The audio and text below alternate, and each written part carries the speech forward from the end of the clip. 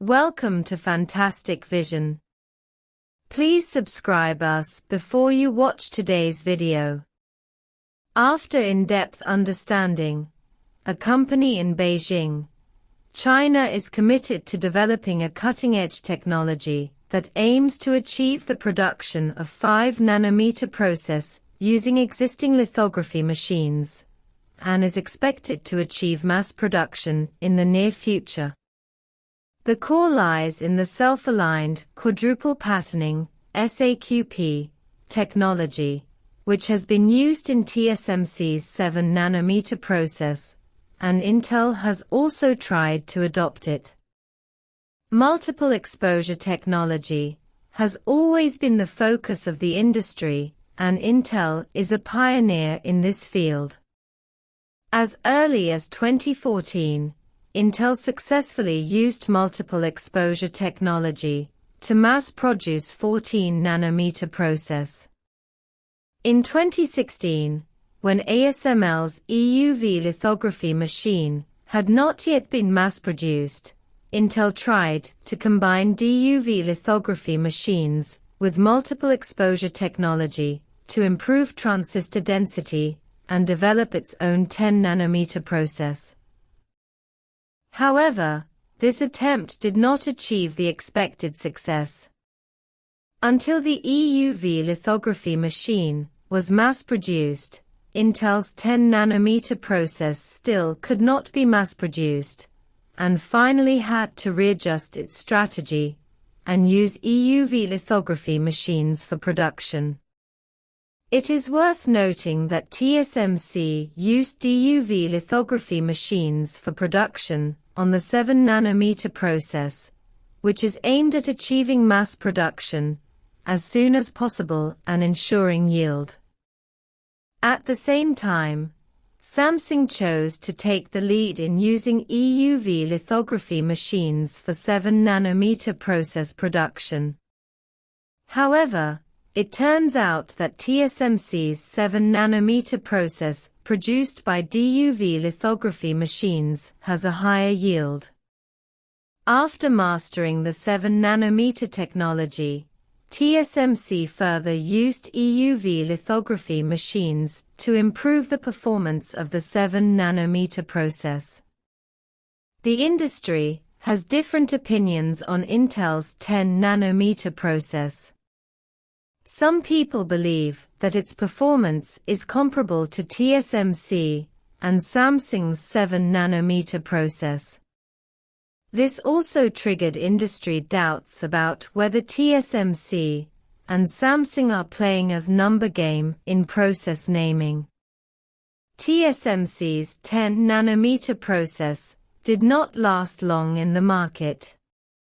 With the mass production of the 7-nanometer process, the 10-nanometer process was almost abandoned by the market.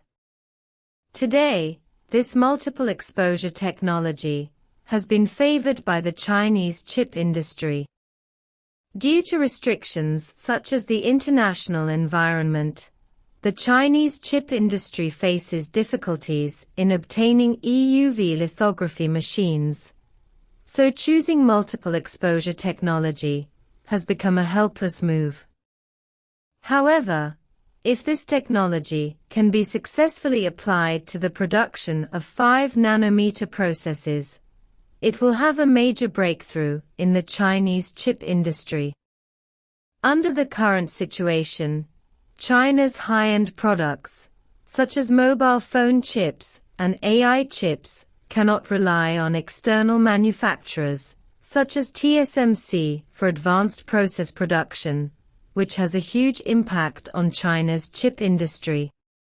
Therefore, it is particularly important to achieve more advanced process production through independent research and development and technological innovation.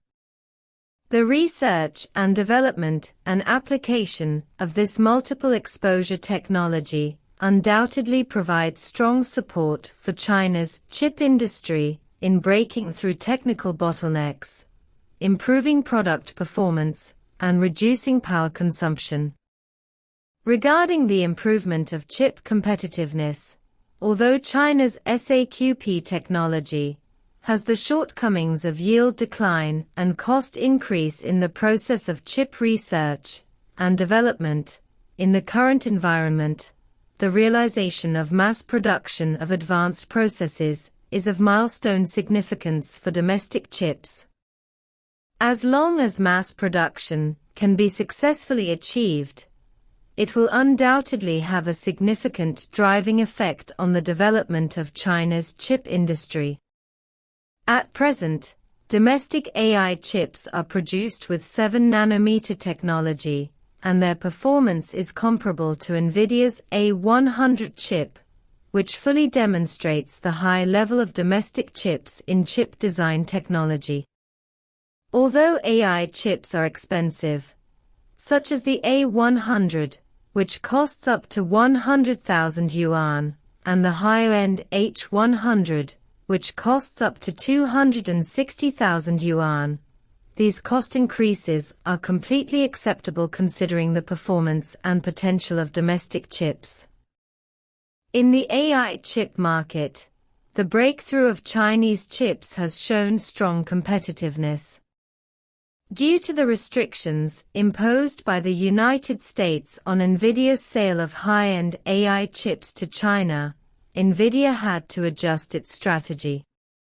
Previously, NVIDIA priced the H20 chip, which had reduced performance by 80%, at more than 100,000 yuan, but as domestic companies adopted domestic AI chips in large quantities, NVIDIA quickly reduced the price of H20 to 70,000 yuan.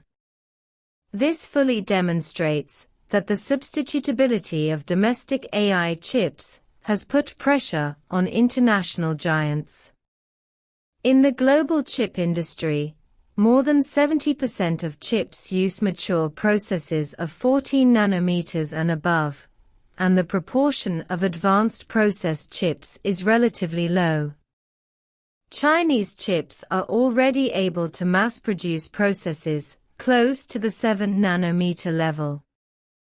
If they can further achieve mass production close to the 5nm process in the future, domestic chips will be expected to replace the vast majority of chips, which will have a profound impact on the global chip industry. Considering that China is a major purchasing country for nearly 70% of the world's chips, if the substitution rate of domestic chips continues to rise, the global chip oversupply situation may be further aggravated, leading to a drop in chip prices. This will help reduce the cost of imported chips in China, thereby to some extent compensating for the increased cost of manufacturing advanced processes using SAQP technology. Therefore, in the long run, improving chip competitiveness will not only help the independent development of China's chip industry, but will also have a positive impact on the global chip industry.